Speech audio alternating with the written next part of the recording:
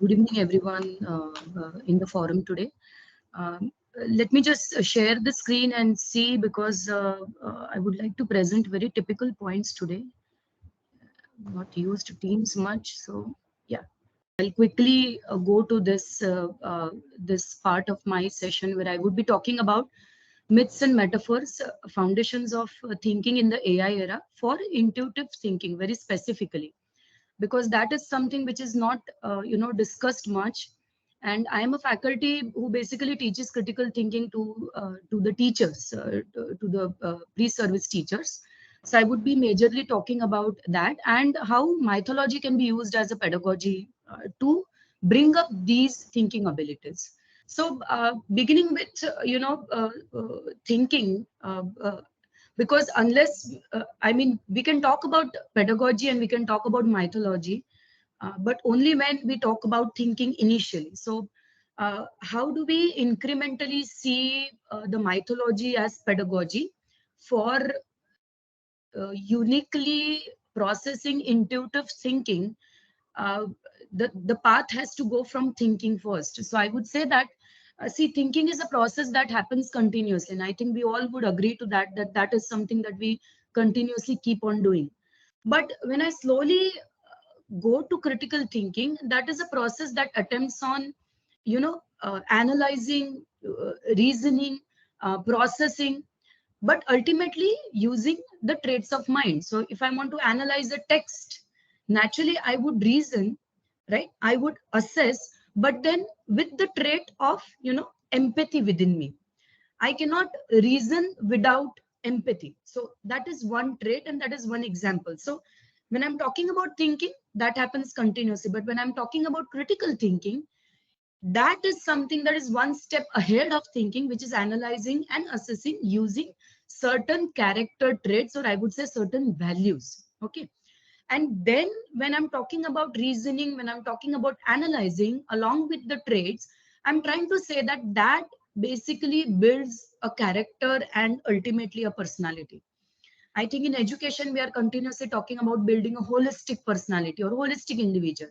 So that cultivation can happen when you are able to bring out those capacities in terms of critical thinking that I just put out on. The other part is, now this process is that, see, these processes cannot be there for a time, but they have to be used continuously. And not only that, uh, we need to train ourselves to use them continuously in our day-to-day life, because once we use them continuously, they are something where I would say, you must have heard habits of mind. That's where we say that if you use these processes continuously, then they are internalized within us. So whatever I do, basically, see, I may not use the entire structure of reasoning to to analyze something, but at least I would not react, but I would respond with certain aspects that are there in critical thinking. At least I can attempt on that. So once these processes are used continuously, they become your character trait. They become, you internalize them, and that becomes part of your being. That's your existence and your character. Going to the next part now. See, this character that is cultivated because of critical thinking processes, that will involve what? So you basically will show the ability of reasoning, you will show the ability of implying, you will show the ability of comparing things around you. So basically you make sense of things, but sensing of things through what? Analyzing. Then whatever you see, you analyze, and then you imply to yourself, right? So these processes of implying, and the processes of implying comes to a person only when things are dealt in depth. Right now, the current problems that probably we see in thinking, or as teacher, when I'm transacting content to my pre-service teachers, the major problem that I see is that even the teachers, even the teachers that I'm training, there are certain teachers who want to go ahead with very superficial thought. Mane, the work is done at a level which does not have depth into it. So only when you acquire depth, you'll be able to imply, right? And like, for example, when I see things around me, I feel that, when I see nature, I would say that nature has its natural occurrence of things, right? You don't have to regulate it. So when I see that nature and when I imply the properties of nature to my own nature, I would naturally infer and imply to myself that even I have to be natural, even I have to be organic, and I have to be organic to the extent that, I benefit or I do not bother people around me when I do things, right? So that basic characteristics of implying from the things that you make sense of, that talks about the power of intuitive thinking. See, intuitive thinking is not based on intuition, that I feel that these things will happen. Yeah, it does come to the fact, but it comes to the fact when you have reasoned, when you have internalized, and this intuition is correct to certain context. So that's when I'm talking about intuitive thinking, in terms of not intuition, but somewhere where I'm able to see beyond, and somewhere I'm able to imply things for myself as well. This power of comparisons around and implying it to oneself comes from the power of intuitive thinking that has occurred in because of continuous processes of critical thinking. So the first step is thinking, then you are talking about critical thinking, then I'm talking about comparing, implying, reasoning, making a sense of things and using those sense of things to imply for myself and the betterment of things around me or people around me. Moving beyond the ability to use these concepts, now slowly I am changing my path from implying things to concepts as a teacher, because I teach concepts in the class, am I right? So I as a teacher, I should make sure that I cultivate intuitive thinking for my students as well, for my learners as well. So then what will you use as a teacher? You use concepts naturally, right? So say, for example, democracy. I do teach democracy in the class. So when I ask in exam paper, students are able to write a very clear and nice definition of democracy. But the second part is, am I being democratic in my processes? That's when I'm using the power of intuitive thinking. That's when I'm using the power of, making sense of that concept for myself and for the betterment of everybody. So it may so happen that I'm able to write democracy concept in a very nice way in my exams, but I'm not able to imply it to myself, or I'm not able to use it for the betterment of myself and others. Then those rational faculties or the rational thinking capacities of an individual have not developed yet. So this is where I think the teachers or higher education has to make a difference into. Slowly delving into now the last part that I'm talking about. Now, this implying comes from where? I mean, I see nature and I imply to myself. When am I able to do that? Only when I'm able to compare that with myself. And that comparing will require a lot of metaphors to be used in education. Am I right?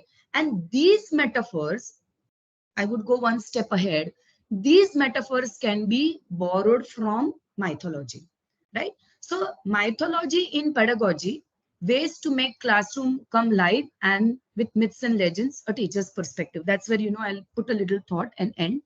So this is basically, I've just put up one assignment that I had given, I think, in my 2020 batch.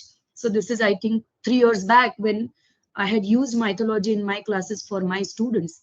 And so I had just told them that, you pick up a concept from mythology and you try to integrate the concepts of economics into it. So you take a tale or you take something from mythology and you tell us how, economics concepts are integrated. So one of the student had used this, and I'm showing the same thing to you all. So she had used the Mahabharata epic and the name of the characters involved. So I'd given them these pointers to work on. So name of the character involved. So it's Eklavya, Guru Dronacharya, and Arjuna.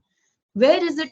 Where is she trying to use it? She's trying to use it for teaching of the concept of monopoly. And at what point of implementation? At the end of the story, or at the end of the concept of monopoly which is a type of market in economics at 12th standard, right?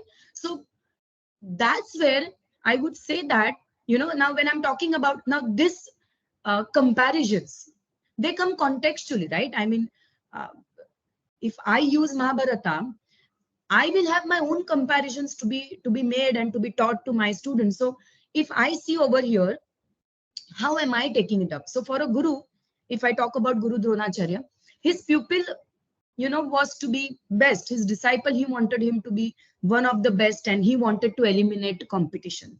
So that's where I'm trying to say that, he wanted to have monopoly in the sense that, one person who is best in archery and nobody else to come forward. And that's where he's, demanding Eklavya's thumb, right? The other comparison that I could make out was not only the concept of monopoly, but even the kind of insecurities that humans have within themselves when you see competition around. So that has to be taught to the students to understand that, our myths or whatever fables that I'm talking about, or folklores I'm talking about, or sagas that I'm talking about, they did delve into these cognitive mechanisms. These are, certain cognitive biases that we deal with in our daily life, as we see that insecurity that, Guru had for his disciple, or the biases that we hold up as a teacher. At times you feel that, this student of me has to be, at certain place at certain point of time, so I have a very typical liking for him. So I think all of these points could be taken up to teach these aspects using what? Using mythology. What is the epic that we are trying to take up? Mahabharata. On the same hand, I'm just showing this, and I'm not talking more about it, but I would say that this is again one more example from the assignment that was taken, and this talks about the social infrastructure, again in economics, because I also teach economics to my B.Ed students.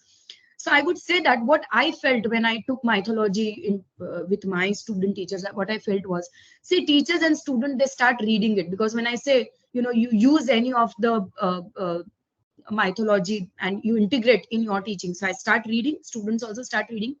Following it, we realized that we had been doing many things over a period of time, and it teaches the value of our culture and how people treated things, right? So that while you read, you develop those abilities of how you treat people around, how you avoid biases, how you become, one with things that are existing around you. This generates excitement and curiosity. Not only that, makes the subject and content interesting and gives a feeling of storytelling. I think that is very important in our education also, because as soon as you talk about story, students become interested. Even we see adults also getting interested. So this aspect of mythology naturally generates a lot of curiosity and that feeling of storytelling, which is very soothing and nice to hear. Last part, I think today when I was like, planning for this session, I read this article, and I think you all can go ahead and read this article. But this basically is from, Speaking Tree from Times of India, and that talks about the Buddha's wisdom can help to heal the mind. That's the, title of the article. And you can see how the learnings from Buddhas, and how that news article, basically if you take it into the class, how it can help to understand how to heal the mind, right? So that's from today's point of view. And thank you. If I would have